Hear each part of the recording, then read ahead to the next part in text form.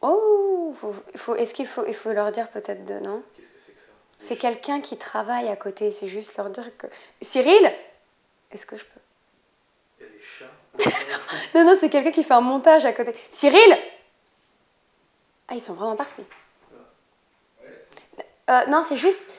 Je crois qu'il y a la personne à côté, tu leur as dit de ne pas faire de bruit parce qu'à un moment, il y a un truc qui a hurlé. Comme si c'était... Un chat. Comme s'il y avait 10 chats qui faisaient miaou en même temps.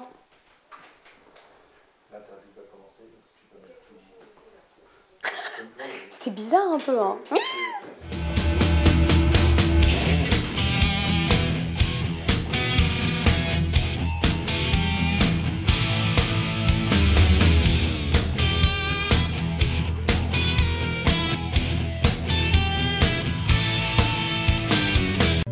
You're going to fall. Now, which side do you want to fall down on? Freeze! Don't you move! M16s, tanks, air support. You want a massacre? Kill me. J'ai un parcours assez long dans la musique, parce que j'ai commencé à l'âge de 15 ans. Et j'ai commencé d'abord par la chanson, et puis depuis une vingtaine d'années, j'ai fait beaucoup de musique de film, que ce soit documentaire, cinéma, téléfilm, série, notamment la série des Borgia. Et puis et aussi en cinéma, j'ai fait Samsara, Zeytoun, La fiancée syrienne, etc. Beaucoup de films indépendants, internationaux. En fait. Et depuis quelques années, j'ai eu envie en fait d'écrire mes propres histoires et d'être aussi à l'origine de certains projets. Et c'est comme ça qu'en pensant faire plus de la production, je suis arrivé à faire de la réalisation. Et puis, comme les choses se sont plutôt bien passées au début, enfin, en tout cas, j'ai réussi à faire un court-métrage, ensuite un long-métrage. Et ben, j'ai pris goût, et puis maintenant, je développe toujours des projets personnels, même si je travaille pour d'autres, soit en tant que compositeur, soit même aussi maintenant à l'écriture. J'ai fait un premier film qui s'appelle The Activist, et qui parle de l'insurrection des Indiens en 1973 aux États-Unis, et qui a fait beaucoup de bruit à l'époque. Et ce film a eu un bon retentissement dans les festivals. Il a gagné 3 prix. Et donc ça m'a amené à faire un autre film qui est Hackers Game. Et en fait, je viens de tourner un autre film à New York, qui s'appelle pour l'instant New York 84, et qui se passe dans les années 80. Et en fait, je réunis tout ça dans une trilogie sur une sorte de trilogie américaine, donc qui se passe entre 73, 84 et 2016 pour Hackers Game. I've got a name for you. Angela King. Who else has access to this? No one, just you and me. I had a conference call with some arms dealers yesterday. They sold their product to the wrong side. You know, I was against hiring you first. Vu tout ce qui se passe maintenant, avec toutes les histoires de hacking, avec Sony, avec toutes les autres histoires de hacking, maintenant, c'est vraiment actuel. À l'époque, quand il l'a écrit, quand je l'ai lu, c'est sûr qu'on s'imaginait que c'est des choses qui se passaient, mais c'était un petit peu moins actuel. Parce que toutes les histoires qui ont explosé, c'est maintenant, en fait, ça paraît vraiment d'actualité, d'autant plus. Ce qui se passe dans le film est déjà là. Et en fait, le film a été écrit il y a presque 3 ans maintenant. Il a été tourné il y a un peu moins de 2 ans. Et donc, beaucoup de choses, heureusement, qui sont écrites dans le script, sont arrivées après d'une façon publique. Mais ce qui est très intéressant, c'est de voir, comme le film est pratiquement prêt depuis 1 an, c'est de voir dans les projections l'évolution de la lecture du film depuis 1 an. C'est-à-dire depuis 1 an, il y a eu Snowden, il y a eu le hack de Sony, il y a eu le hack d'un certain nombre de stars, de photos de stars. Donc il y a eu pas mal de choses qui sont passées avec Internet. Il y a eu les lunettes Oculus qui sont en phase de développement. Il y a eu pas mal de données technologiques qui sont arrivées. et qui en fait sont en partie énoncés dans le film. Donc finalement, je pense que j'ai voulu devancer, c'est pour ça que je l'ai mis en 2016, parce que je voulais pas être en retard quand le film sortait, d'une certaine façon.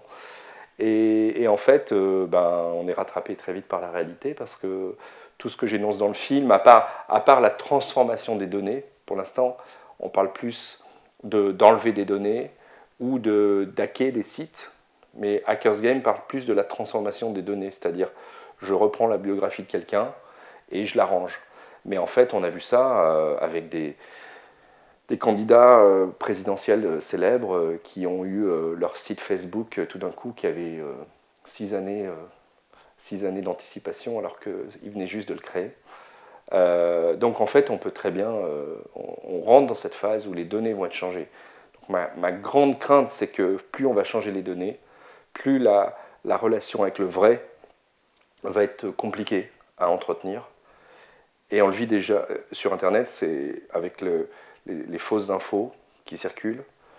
Comment s'y retrouver sur le plan personnel, mais aussi sur le plan politique. Comment une société peut vivre avec des données faussées, et comment on peut se repérer dans un monde où la moitié des informations, c'est de l'intox en fait. Ça va devenir très compliqué. How much did they pay you to stop Independent League? How much information do you have on us? So, how would you play your game in this hotel suite? C7, C5. NG1, F3.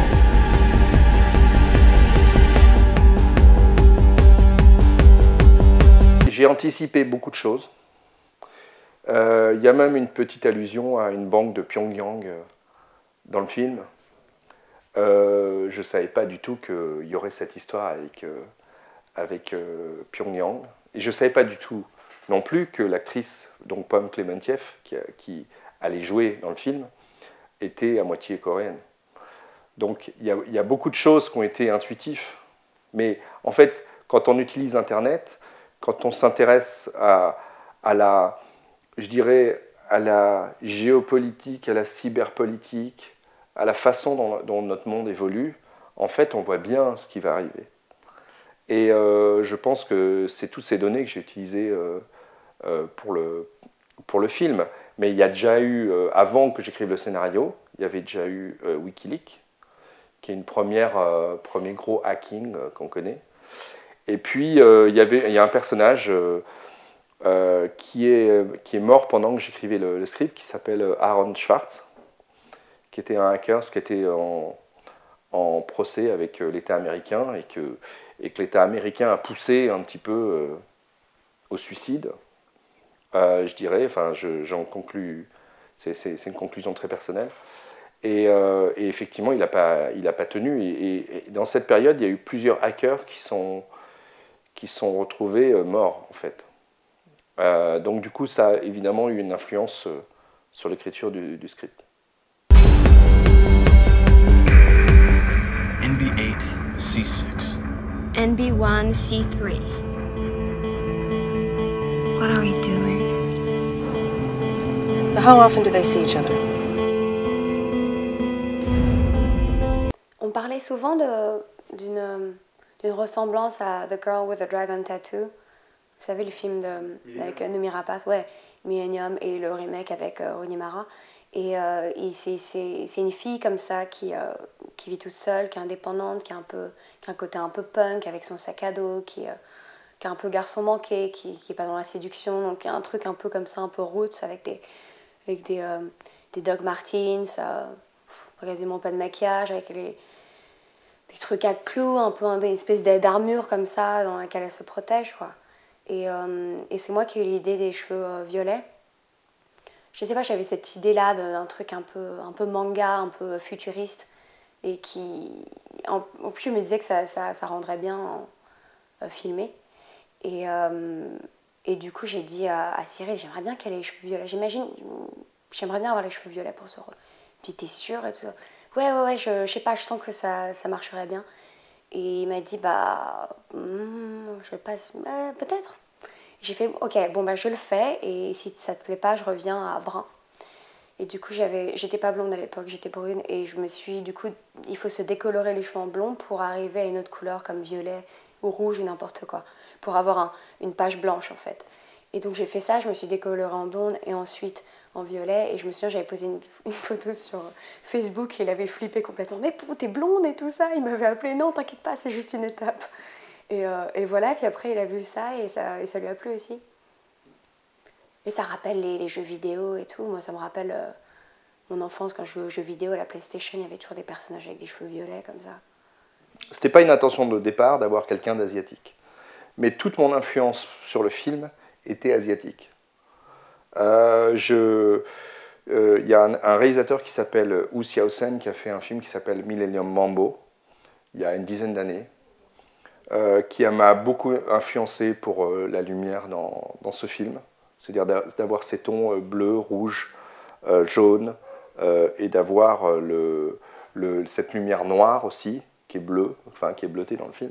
La base du chef-op, qui est un jeune chef-op, qui s'appelle Romain Willem, à qui j'ai retravaillé sur le nouveau film, était déjà très, très riche et déjà donné cette perspective de manga, de couleurs. Et d'ailleurs, c'est pour ça que je voulais travailler avec une équipe à la fois très jeune et très cosmopolite. Donc il y a toutes les nationalités sur le tournage. Lois has been hacking your computer. How did my files end up on your computer? Were you spying on her, me? I'm just trying to save that nice ass of yours.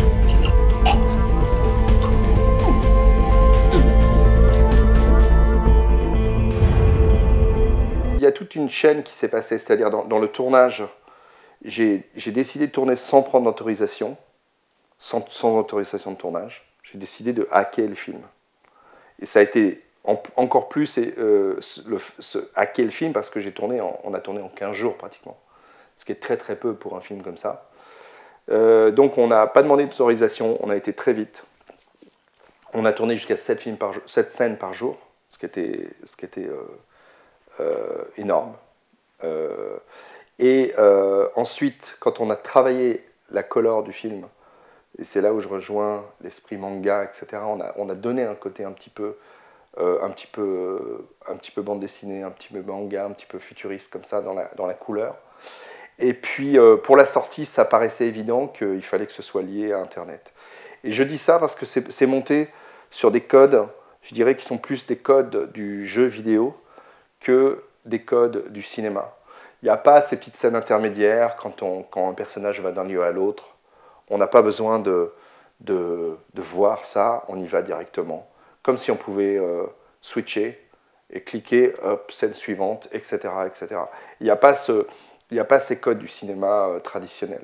Et c'est d'ailleurs pour ça que le film est beaucoup mieux reçu par les gens du monde d'Internet que par les gens du cinéma classique, je dirais.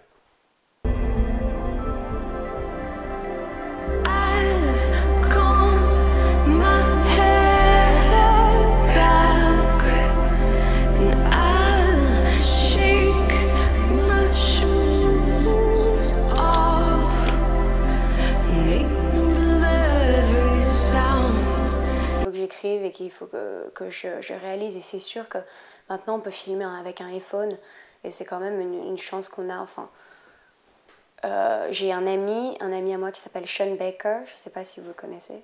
Sean Baker en français.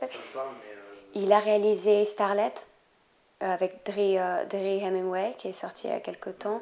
Il avait réalisé The Prince of Broadway et il a réalisé là récemment Tangerine qui était à Sundance. Et qu'un film qui est génialissime, qui est pop, qui est drôle, qui est flippant, qui parle de gens transgenres, donc vraiment d'une communauté qu'on ne connaît pas très très bien, et qui est drôle et qui est hyper bien filmé. Il l'a filmé avec un iPhone 6. Un 6, relou, je parle comme Jean-Claude Van Damme. Un iPhone 6 et avec une application spéciale qui fait qu'il y a un filtre sur l'image et l'image est belle, la lumière est belle, mais il l'a quand même filmé avec un iPhone. Et le film est hallucinant et le film est beau visuellement.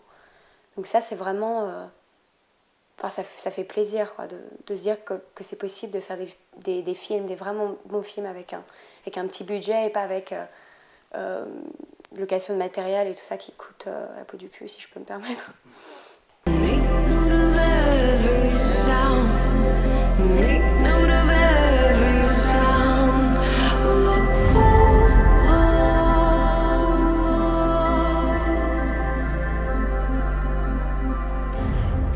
Q, T4, D.